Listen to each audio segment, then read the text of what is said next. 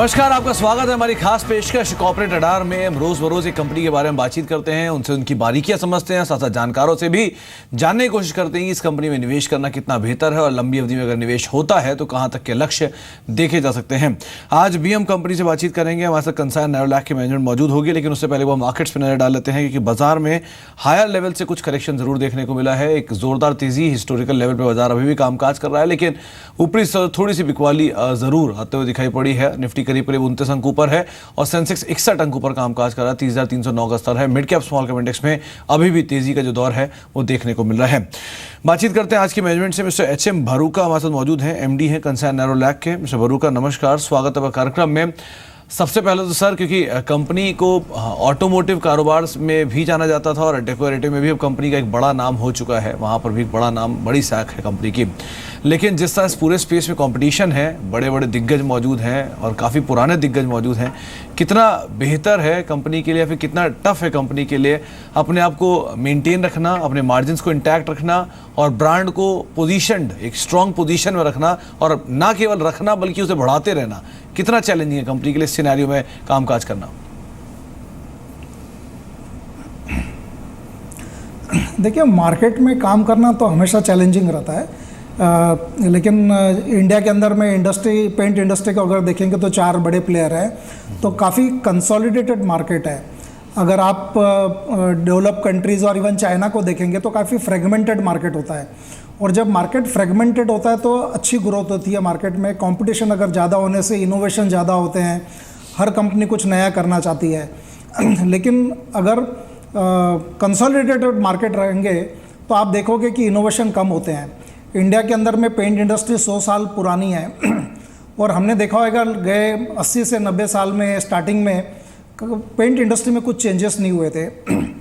तो नेरोलैक ने, हमने कुछ इनोवेशन करने की कोशिश की, पेंट इंडस्ट्री को चेंज करने की कोशिश की, काफ़ी नए प्रोडक्ट इंट्रोड्यूस किए, इन्वायरमेंट के ऊपर अटेंशन दिया। नेरोलैक्स फर्स्ट कंपनी थी जिन्होंने लेड फ्री पेंट इंट्रोड्यूस किया। तो कंज्यूमर का इन्वॉल्वमेंट इस इंडस्ट्री में काफ़ी कम है और उसकी वजह से इनोवेशन भी काफ़ी कम होते हैं, टेक्नोलॉजी काफ़ी कम होती है। जहाँ तक कंज्यूमर इंडस्ट्री का सवाल है, इंडस्ट्रियल में टेक्नोलॉजी अच्छी होती है क्योंकि इंडस्ट्रियल के अंदर में जो कस्टमर हैं वो काफ़ी एजुकेटेड होते हैं। तो आप देखोगे कि नेरोलैक इंडस्ट्रियल में लीडर है और उसका कारण यही है कि हम लोग टेक्नोलॉजी पे ज़्यादा ध्यान देते हैं जी। तो इन्वायरमेंट काफ़ी चैलेंजिंग है, हर इंडस्ट्री के लिए, हर कंट्री के लिए चैलेंजिंग रहेगा, लेकिन उस चैलेंज के अंदर हम लोग कैसे बेहतर कर सकते हैं, आई थिंक नेरोलैक ने काफ़ी अच्छा काम किया है लास्ट फ्यू ईयर्स जी। सर, कंपनी ने सही समय पर चुनाव किया कि वो इंडस्ट्रियल सेगमेंट के साथ साथ डेकोरेटिव में भी फोरे करेगी और धीरे धीरे करके अपने पोर्टफोलियो को स्ट्रांगली बिल्ड किया दोनों ही सेगमेंट में। अब कंपनी का जो जोर है, क्या इन दोनों फोकस में हाई मार्जिन बिजनेस यानी कि डेकोरेटिव की साइड ज़्यादा है या इंडस्ट्रियल जहाँ पे वॉल्यूम ग्रोथ अच्छा आता है वहाँ पर ज़्यादा है, और किस तरह से कंपनी इन दोनों का ब्लेंड बना के चल रही है अभी? देखिए, अगर आप वर्ल्ड वाइड देखेंगे तो डेकोरेटिव और इंडस्ट्रियल करीब करीब 60-40 के करीब रहते हैं। इंडिया के अंदर में डेकोरेटिव ऑलमोस्ट 75 to 80% और इंडस्ट्रियल कम है। उसका कारण है इंडस्ट्रियलाइजेशन कम है, इसलिए इंडस्ट्रियल प्लेयर भी यहाँ पे कम है। लेकिन ट्रेडिशनली हम लोग इंडस्ट्रियल में काफ़ी स्ट्रॉन्ग रहे हैं और जैसे मैंने बताया इनोवेशन और टेक्नोलॉजी पे हमारा जोर रहा है। लेकिन अनफॉर्चुनेटली इंडस्ट्रियल की मार्जिन काफ़ी कम होती जा रही है और इंडस्ट्रियल के वॉल्यूम काफ़ी कम है, और इंडस्ट्रियल के अंदर में इन्वायरमेंटल चैलेंज काफ़ी होने की वजह से रिटर्न ऑन कैपिटल एम्प्लॉयड है वो काफ़ी कम होते जा रहा है, क्योंकि इन्वेस्टमेंट काफ़ी बढ़ते जा रहा है। और इसको ध्यान रखते हुए कि नेरोलैक के लिए बहुत ज़रूरी था कि आगे सर्वाइवल होने के लिए कि हम लोग डेकोरेटिव बिजनेस में भी काफ़ी ध्यान दें। तो लास्ट हम लोग 15-20 साल में डेकोरेटिव में हमने काफ़ी फोकस किया है। डेकोरेटिव की प्रॉफिटेबिलिटी भी अच्छी है इंडस्ट्रियल से, क्योंकि डेकोरेटिव में अगर कॉस्ट इंक्रीज़ होती है तो कंज्यूमर को पास ऑन कर दिया जाता है। इंडस्ट्रियल में पास ऑन करने को काफ़ी टाइम लगता है। इंडस्ट्रियल में इन्वेस्टमेंट भी R&D में काफ़ी करना पड़ता है। इसकी वजह से नेरोलैक ने लास्ट 15-20 साल में डेकोरेटिव में काफ़ी कॉन्सेंट्रेट किया है, और अगर आप हमारा रेवेन्यू रेशो देखेंगे तो डेकोरेटिव की तरफ काफ़ी बढ़ रहा है, और प्रॉफिटेबिलिटी में जो इम्प्रूवमेंट हुआ है उसका कारण भी यही है कि डेकोरेटिव के अंदर में नए प्रोडक्ट, नया ब्रांड बिल्डअप करने की वजह से प्रॉफिटेबिलिटी भी इम्प्रूव हुई है। सर, GST एक बड़ा गेम चेंजर माना जा रहा है पूरे स्पेस के लिए और कंपनी भी उसको आय कर रही है। आप कितना बदलाव देख रहे हैं अपनी कंपनी के लिए जीएसटी लाने के बाद, और किस तरह से जो इम्प्रूवमेंट है कंपनी के नंबर्स में पर्टिकुलरली जीएसटी के बाद वो आता हुआ देख रहे हैं?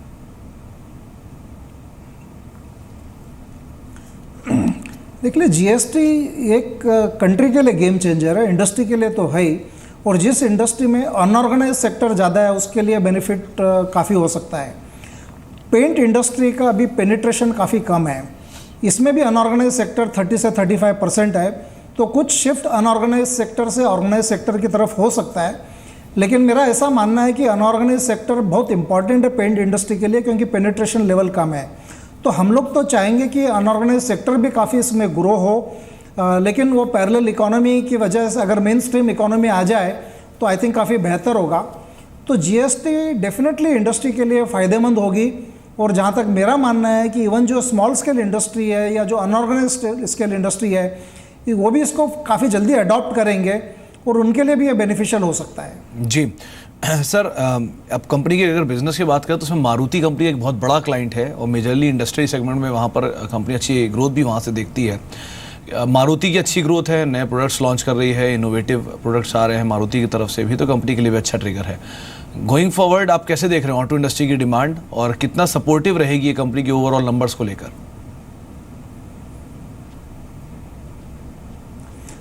देखिए, नेरोलैक एक्चुअली इंडस्ट्रियल पेंट और स्पेसिफिकली ऑटो पेंट्स में लीडर है। सो सिर्फ मारुति नहीं है, हम लोग जितनी भी ऑटो कंपनी है उसमें या तो 100% सप्लायर है या लीड सप्लायर हैं। तो हम लोग की ग्रोथ डेफिनेटली ऑटो इंडस्ट्री से लिंक है। मारुति इसमें काफ़ी इंपॉर्टेंट प्लेयर है क्योंकि उनका पैसेंजर कार इंडस्ट्री में मार्केट शेयर ज़्यादा है।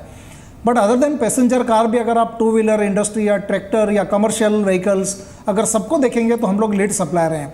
तो हमारे लिए ऑटो इंडस्ट्री की ग्रोथ डेफिनेटली मायने रखती है। और हमारा ऐसा मानना है कि ऑटो का भी पेनिट्रेशन लेवल काफ़ी कम है, और आगे जाके इवन ऑटो इंडस्ट्री की ग्रोथ, चाहे वो पैसेंजर व्हीकल हो, चाहे टू व्हीलर हो या ट्रैक्टर हो या कमर्शियल व्हीकल हो, सबकी ग्रोथ अच्छी होने की उम्मीद है और उसका डेफिनेटली हमें बेनिफिट मिलेगा। जी, रिसेंटली कंपनी ने एक प्राइस चेंज लिया था जो कि लास्ट नंबर्स में या फिर अपकमिंग नंबर्स के अंदर रिफ्लेक्ट होगा भी। गोइंग फॉरवर्ड इनपुट कॉस्ट को देखते हुए क्या कोई प्राइस रिवीजन जो कंपनी प्लान आउट कर रही है, और अगर होगा तो कितना क्वांटम हो सकता है? देखिए, हम लोगों का प्राइस जो मेथोडोलॉजी वो सीधा कॉस्ट के ऊपर डिपेंडेंट है। लास्ट अगर आप देखोगे कि 2 साल पहले अगर क्रूड ऑयल की प्राइसेस काफ़ी कम हो गए थे और डेरिवेटिव की क्रूड ऑयल प्राइसेस भी काफ़ी नीचे आ गई थी, तो हमने वो पास ऑन कर दिया था मार्केट के अंदर में। करीब 5 से 6 प्राइस रिडक्शन हमने किए थे। अनफॉर्चुनेटली लास्ट 6 महीने में काफ़ी प्राइस इंक्रीज, कॉस्ट इंक्रीज हो चुकी है हमारी। क्रूड ऑयल एक कारण है, लेकिन क्रूड ऑयल के अलावा भी अगर आप हमारा main raw material titanium dioxide देखोगे या फिर डेरिवेटिव्स ऑफ क्रूड ऑयल है, उनके प्राइस काफ़ी बढ़ चुके हैं। उसकी वजह से हमारे लिए कोई चारा नहीं है but to pass on this increase customer को। तो हमने मार्च महीने में एक प्राइस इंक्रीज़ ली है और हम लोग इस महीने में और एक प्राइस इंक्रीज़ अभी लेने जा रहे हैं। तो जितनी भी कॉस्ट इंक्रीज़ होगी हम लोग उसको देखते हैं कि अगर जितना हम लोग रिटेन कर सकते हैं हमारा कॉस्ट रिडक्शन से या वैल्यू इंजीनियरिंग करके, वो हम कोशिश करते हैं रिटेन करने की। अदरवाइज़ हम लोगों को वो पास ऑन करना पड़ता है क्योंकि अल्टीमेटली हमको सब स्टेक होल्डर्स का ध्यान देना पड़ता है। जी, कितने हद तक या कितनी क्वांटम में प्राइस हाइक हो सकता है सर इस महीने? हमने मार्च में करीब अबाउट 2.5% किया था और अभी 3% के करीब प्राइस इंक्रीज करने जा रहे हैं। सो ओवरऑल 5.5% के करीब प्राइस इंक्रीज हो चुकी है। लेकिन अगर आप कॉस्ट इंक्रीज देखोगे तो ऑलमोस्ट 12 to 13% कॉस्ट इंक्रीज है और ऐसा लग रहा है कि आगे जाके और कॉस्ट इंक्रीज हो सकता है। जी, एक स्ट्रॉन्ग क्वार्टर की उम्मीद लगा सकते हैं सर, क्योंकि समर यूजुअली पूरे स्पेस के लिए एक अच्छी डिमांड होती है, फिर उसके बाद मानसून सीजन में थोड़ी डिमांड गिरती है, फिर दोबारा पिकअप करती है फेस्टिव टाइम पर। अभी क्या एक स्ट्रॉन्ग डिमांड हम मान के चले और एक क्वार्टर एटलीस्ट या फिर अगला जो क्वार्टर होगा वो और बेहतर आ सकता है Q1 ऑनवर्ड्स?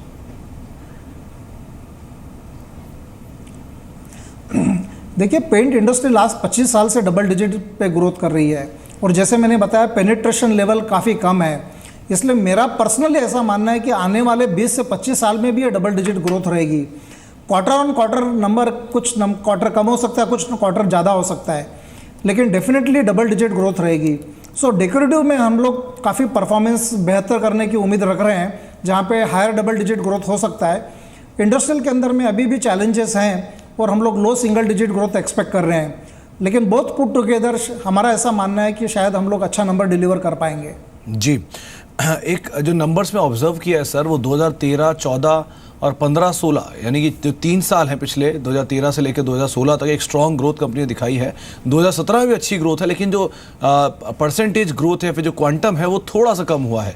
क्या हाई कंपटीशन या हाई इनपुट कॉस्ट ये चीज़ें कंपनी को बॉदर कर रही हैं, या फिर कंपनी अब उसको नए प्रोडक्ट्स लॉन्च करके, नए मार्केटिंग कैंपेन से, नए इनोवेशन से इसको ईज आउट करेगी? किस तरह की रणनीति रखेंगे सर?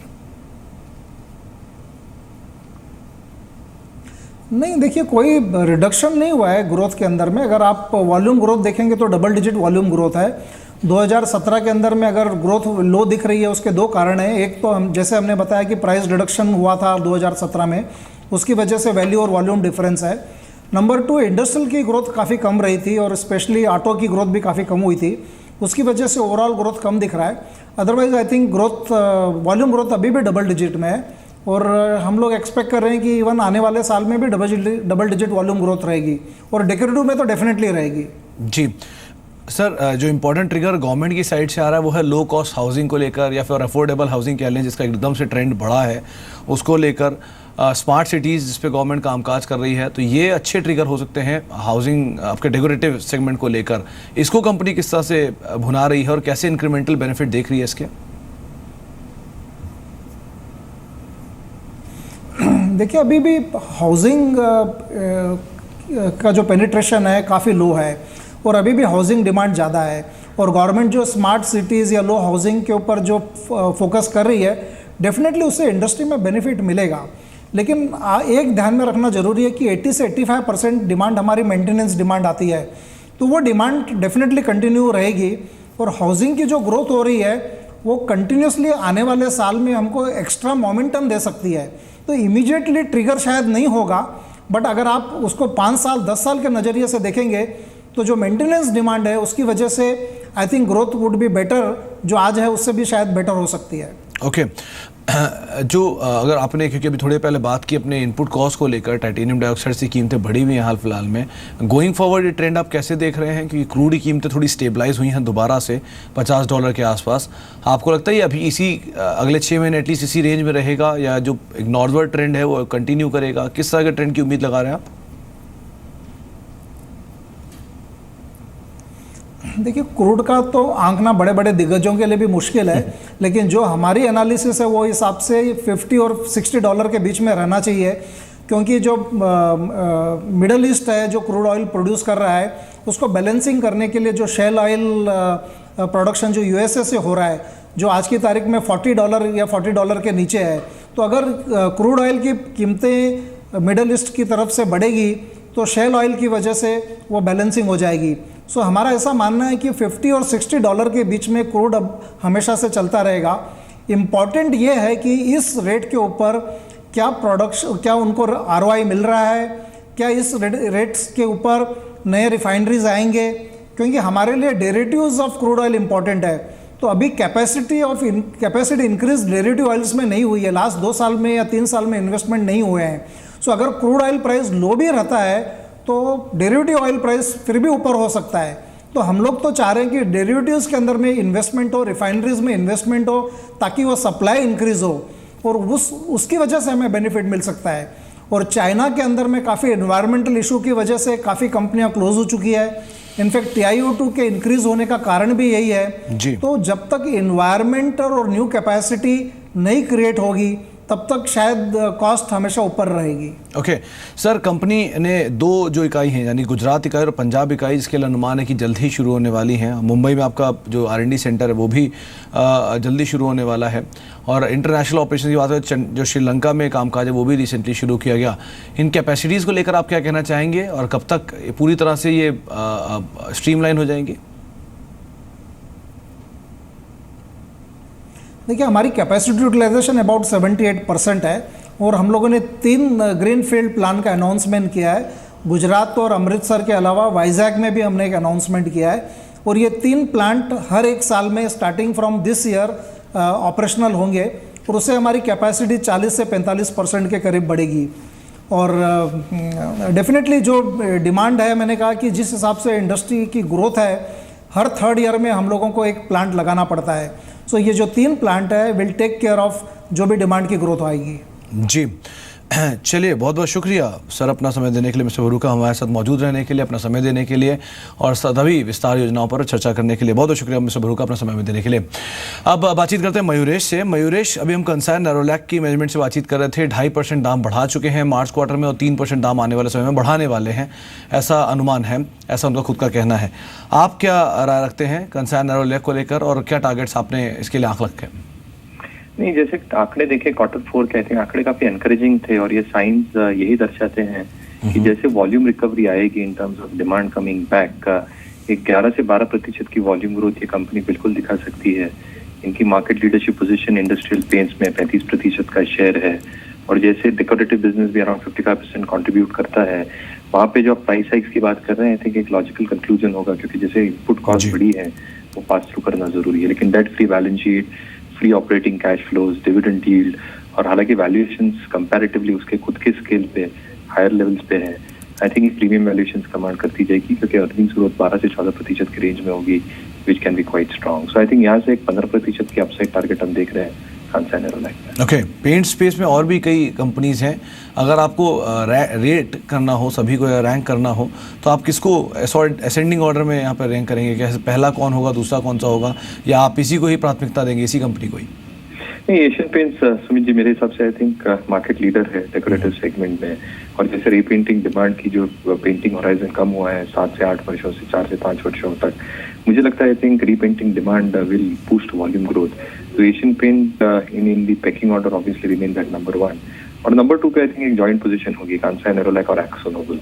एक्सोनोबल में भी अर्निंग्स ग्रोथ काफी तगड़ी लग रही है अगले 2 से 3 सालों के लिए और ये रिफ्लेक्ट करेगी उसकी अर्निंग्स में, प्लस डिविडेंड यील्ड 3.5% के आसपास ही बना AkzoNobel and almost a debt free balance sheet. जी, चलिए, बहुत बहुत शुक्रिया मयूरेश अपना समय में देने के लिए और बातचीत करने के लिए कंसर्न नेरोलैक को लेकर। तो मयूरेश का मानना है कि 15 से 20% का पोटेंशियल अपसाइड अभी भी स्टॉक में है।